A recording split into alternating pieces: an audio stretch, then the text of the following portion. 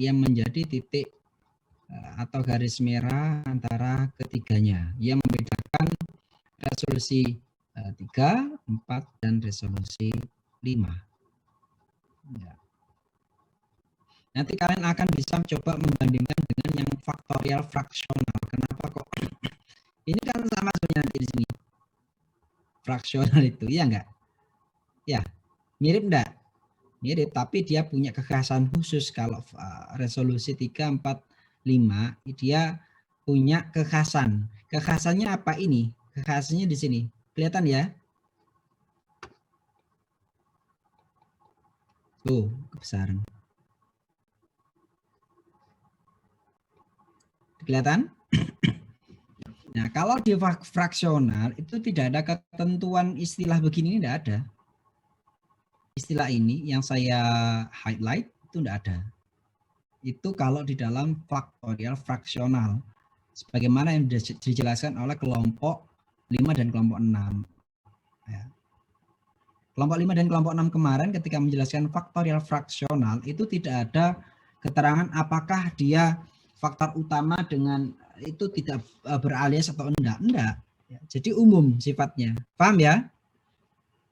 Jadi misalkan kemarin misalkan A itu beralias dengan B misalnya itu. Misalkan ya. Itu bisa jadi terjadi di faktorial fraksional. Tapi di dalam resolusi 3 itu ada spesifikasinya. Apa spesifikasinya? Ya, yang pertama adalah kalau resolusi 3, these are designs in which no main effects are aliased. Ya, jadi tidak ada faktor utama, ya, efek utama yang saling beralias with any other main effect. Ya. But main effects are alias with two factor interactions. Ya. Tapi faktor utama atau efek utama itu beralias dengan dua interaksi dua faktor. And some two factor interactions may be aliased with each other. Ya. Jadi ada 3 kondisinya di resolusi 3. Yang pertama adalah efek utama ya, tidak saling beralias. 1. Yang kedua, efek utama beralias dengan 2 faktor atau 2 interaksi faktor. Ya. Yang ketiga adalah 2 faktor di dalam interaksi 2 faktor bisa beralias dengan 2 interaksi faktor yang lain. Itu di resolusi 3. Nah, resolusi 3 itu adalah ini ya. Ini ada 2 straight 3. Lah kalau yang ini ya tergantung ininya, apa namanya? Kondisinya ya. Yang kedua, resolusi 4 designs ya. Resolution 4 designs. These are designs in which no main effect is aliased with any other main effect. Ya. Or atau with any two factor interaction. Ya. Jadi perbedaan 3 sama 4 terletak pada interaksi efek utama dengan interaksi 2 faktor. Kalau resolusi 3 itu saling berinteraksi, masih memungkinkan ya antara efek utama dengan 2 interaksi ya, itu beralias. Tapi kalau di dalam resolusi 4 tidak boleh. Ya. Tidak boleh berinteraksi antara efek utama dengan 2 faktor. Ya.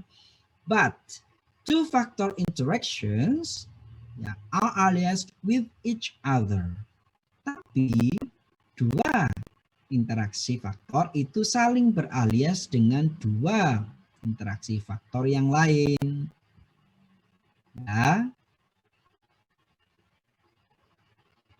Generating functionnya ini. ABCD. Kemudian resolusi 5. These are designs in which no main effect or two factor interaction is aliased with any other main effect or two factor interaction. Okay? Jadi tidak boleh efek utama dan dua faktor interaksi itu saling beralias dengan efek utama atau dua faktor interaksi faktor yang lain. Nah, ditambahkan, kalau ini striknya adalah, kalau ini yang resolusi 3 itu dia hanya tidak boleh berinteraksi dengan efek utama, tapi dengan dua faktor boleh. Jadi kalau di sini efek utama tidak boleh berinteraksi dengan efek utama yang lain dan juga interaksi dua faktor. Tapi interaksi dua faktor boleh beralias dengan interaksi dua faktor yang lain. Kalau di resolusi 3 tidak boleh dua-duanya. Efek utama tidak boleh berinteraksi dengan efek utama atau interaksi dua faktor. Bahkan interaksi dua faktor tidak boleh beralias dengan dua interaksi faktor yang lain. But di sini, but two factor interactions are aliased with three factor interactions. Tapi dua interaksi faktor itu bisa beralias dengan tiga interaksi faktor. Ya, jadi begitu. Ini yang menjadi ciri khas dari resolusi 3, resolusi 4, sama resolusi 5. Yang membedakan antara ketiganya letaknya di situ.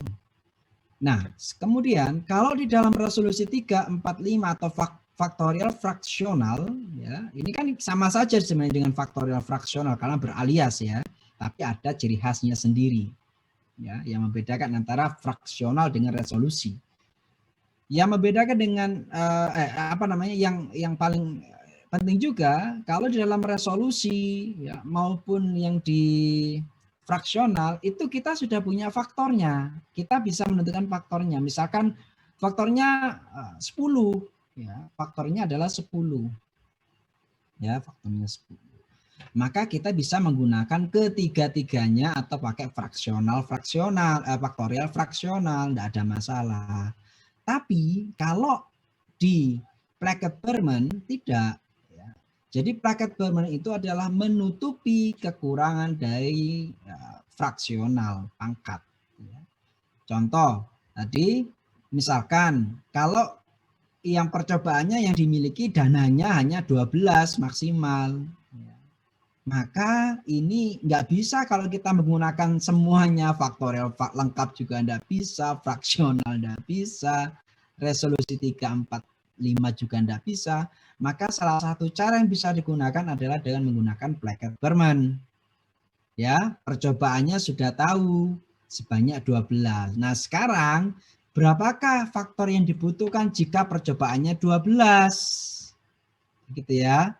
Nah, maka dipakailah Plackett-Berman tadi, rumusnya adalah K sama dengan N-1 ya.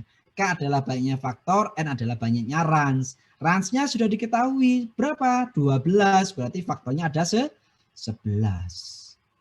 Ya. Tadi disampaikan sama Anissa bahwasanya kalau Plackett-Berman itu kelipatan 4, betul. Kelipatan 4, startup-nya adalah 12 tapi. Ya, startup-nya 12. Nah, kalau 12 kelipatan 4 kan 12 tambah 4 berapa? 16. Lah 16 ini kan bisa pangkat dari 2. 2 pangkat 4. Nah, 2 pangkat 4 bisa. Entah itu pakai lengkap ya, 2 pangkat 4 atau apakah misalkan Anda punya 5 faktor, kemudian di fraksional setengah. Fraksional setengah kan jadinya berapa? 2 pangkat 4 kan? Ada. Kalau Anda punya 5 faktor, Anda menerapkan fraksional setengah, kan ketemunya kan 2 pangkat 4. Ya enggak? Rizky Dwi Saputra. Rizky Dwi? Ya, di unmute dulu Ya, Rizky. Betul ya? Betul apa enggak? Berapa? Tuh kan? Tes. Ya, sudah, testis sudah. Oh, testis apa tes? Iya. Apa sound saya agak bermasalah. Ya sudah, nggak bermasalah. Biasanya kalau suruh jawab biasanya agak bermasalah memang ya. Gimana? Betul ya yang saya tanyakan tadi. Kalau kamu punya 5 faktor, ya, kemudian dimatikan lagi. Enggak. Ya Pak, ya Pak. Tuman ini. Misalkan saya punya, kalau kamu punya 5 faktor, ya, kemudian menggunakan fraksional setengah, berapakah jadinya? kelamaan. Tadi kata mantuk-mantuk ditanya enggak bisa. Ya. Kita bukan halusinasi kalau kuliah itu real ya. Udah dianut aja. Nah, kuliah itu Pak. enggak halusinasi, enggak butuh hadirnya kalian toh, tapi juga hadir apa? Ruhnya ya. Paham. Percuma kamu datang di sini mek bengong, gak ngerti apa-apa. Ditakoni mantuk-mantuk baik kok jawab ra iso. Ya kan repot jadinya. Jadi evaluasinya bingung saya nanti ya. Jadi kalau saya punya resolusi punya faktor 5 ya. Itu faktorial lengkap misalkan ya. Nah, itu ada berapa range-nya? Ada 32, betul enggak? Ada 32, cuma mantuk-mantuk tok loh ya. Ada 32. Kemudian fraksional setengah. Nah, itu kan jadi 2 pangkat 4. Ya, 2 pangkat 4. Jadinya 16 ya. Jadi 16 kenapa tidak dimasukkan dalam plaket Barman N-nya? Karena apa? Sudah tercover oleh desain yang lain. Faktorial lengkap masuk, fraksional juga masuk, ya, fraksional setengah, fraksional seperempat juga bisa. Resolusi 3 masuk, resolusi 4 masuk, resolusi 5 juga masuk dengan segala syarat-syaratnya. Tapi kalau yang kelipatan 4 yang lain itu tidak masuk. Ada 12 tidak masuk, ada 20. 20 masuk di mana? Ada? Tidak bisa. 2 pangkat berapa jadi 20? Tidak bisa ya Nafa. Nafa yang ayu, karena mungkin ada Nafa yang namanya ndak ayu, ini Nafa ayu. Ya. Ya kan? Ya, 20. Kemudian 24, ya 28, 32. Ya, maksimal berapa? Ya sebenarnya maksimal nggak ada batasannya. Tapi apa ya mungkin perusahaan itu melakukan percobaan sebanyak mungkin? Nggak mungkin karena keterbatasan dana. Sehingga di situ di dalam bukunya sini siapa namanya Pak Montgomery ini dikatakan bahwa mana? Ini kan? Oh ya. Dikatakan bahwa sampai 36. Ya, oke. 32 itu ada kelipatannya ya, sorry ya tadi ya. 32 itu kan 5 faktor kan ya. 5 faktor itu bisa lengkap, bisa setengah. Kalau misalkan 6 faktornya kan kalau fraksional setengah jadi 32. Ya.